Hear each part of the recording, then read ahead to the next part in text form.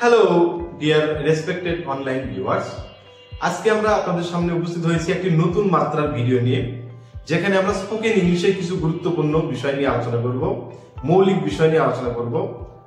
Spoken ইংলিশে আমরা কথা দ্রুত বলার জন্য কিছু শব্দগুলোকে একত্রিতভাবে উচ্চারণ করি এবং একটা শর্ট উচ্চারণ করি, সেটা নিয়ে আজকে আমরা আপনাদের সামনে কথা বলবো আজকে।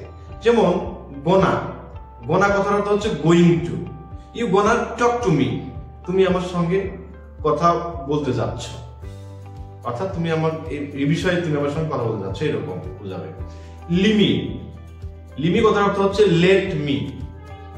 লিমি ফিনিশ মাই ওয়ার্ক, তুমি আমাকে কাজটা শেষ করতে দাও। এরপর রয়েছে গিমি, গিমি মানে হচ্ছে give me. Can you give me a glass of water, তুমি কি আমাকে এক গ্লাস জল দিতে পারো। এরপর রয়েছে গটা, আলোচনা করব গটা নিয়ে। গটা মানে হচ্ছে গট টু, অর্থাৎ আই হ্যাভ, যদি সেন্টেন্স আমরা বলি এরকম করে, আই হ্যাভ গটা গো, আমাকে সেখানে যেতে হয়েছে বা আমি সেখানে যেতে বাধ্য হয়েছি, এরকম বোঝাচ্ছে। তারপরে কিন্ডা, কিন্ডা কথা কিসের জন্য আমরা ব্যবহার করি?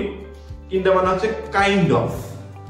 Your new friend is kinda worried, অর্থাৎ তোমার যে নতুন বন্ধু হয়েছে সে নতুন বন্ধুটা এক প্রকার অদ্ভুত প্রকারের মানুষ।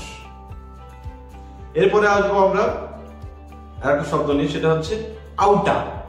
আউটা মানে হচ্ছে আউট অফ, অর্থাৎ আমরা যদি আউট অফ অর্থে ব্যবহার করি তার আউটা, যেমন গেট আউট অফ হিয়ার, অর্থাৎ তুমি এখান থেকে বের হয়ে যাও, এখান থেকে গিয়ে যাও, বের হয়ে যাও।